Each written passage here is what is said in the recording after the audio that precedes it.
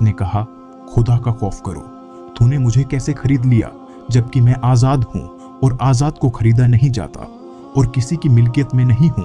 मुसाफिर ने कहा, अब न तो तुम अपने मालिक के पास जा सकती हो और न ही वो पैसे वापस कर सकती हो जो मेरे मालिक ने मुझसे लिया है। मैंने मालिक का सिर देकर तुझे खरीदा है और तमाम मुसाफिर इस बात पर गवाह हैं। अगर यकीन नहीं आता तो इनसे पूछ ले। सब मुसाफिरों ने कहा, अल्लाह की बंदी, इसने वाकई तुझे खरीद लिया है, हम सब इस पर गवाह हैं।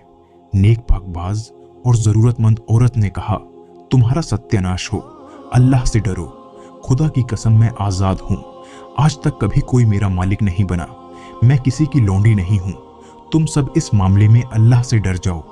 लोगों ने उस मुसाफिर से कहा कि यह औरत इस तरह नहीं मानने वाली, इसके साथ जो सुलूक करना है कर डाल, खुद ही मान जाएगी। यह सुनकर मुसाफिर उसकी तरफ बढ़ा। जब उस मजलूम को अपनी इज्जत का खतरा महसूस हुआ तो उसने कश्ती वालों के लिए अल्लाह से बद्दुआ कर दी और फौरन कश्ती उन सब को लेकर डूब गई। सब के सब गर्क हो गए और कश्ती के तख्ते पर औरत के सिवा कोई जिंदा न बचा। वो ईद का दिन था। बादशाह अपनी रियाया के साथ साहिल समंदर पर आया हुआ था। तमाम लोग खुशियां मना रहे थे।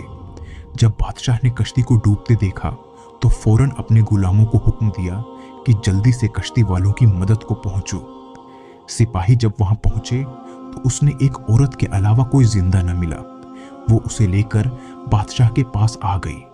बादशाह ने हकीकतें हाल दरियाफ्त करते हुए निकाह का पैगाम दिया, लेकिन उस औरत ने यह कहकर इनकार कर दिया कि मेरा किस्सा बड़ा ही अजीबोगरीब है, मेरे लिए निकाह करना जायज नहीं है।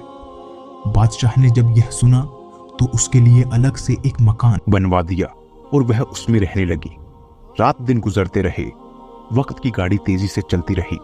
बादशाह को जब भी कोई अहम मामला पेश आता तो उस पाकबाज औरत से मशवरा करता। अल्लाह ने उसके मशवरे में ऐसी बरकत दी कि उन पर अमल करके बादशाह को हमेशा कामयाबी होती थी। अब बादशाह के नजदीक यह पाकबाज औरत बहुत मशहूर हो गई थी। वह उसे बहुत बरकत समझने लगा और जब बादशाह की मौत का वक्त करीब आया तो उसने अपने तमाम वजीरों, मुसाफिरों और रियाया को जमा करके कहा, लोगों, तुमने मुझे कैसा पाया?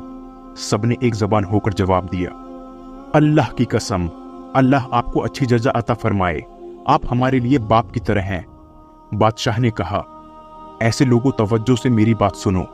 तुमने महसूस किया होगा कि हमारी नेक सीरत, मेहमान खातून, उनके मशवरे की बदौलत हमारे मुल्क का निज़ाम बहुत बेहतर हो गया है।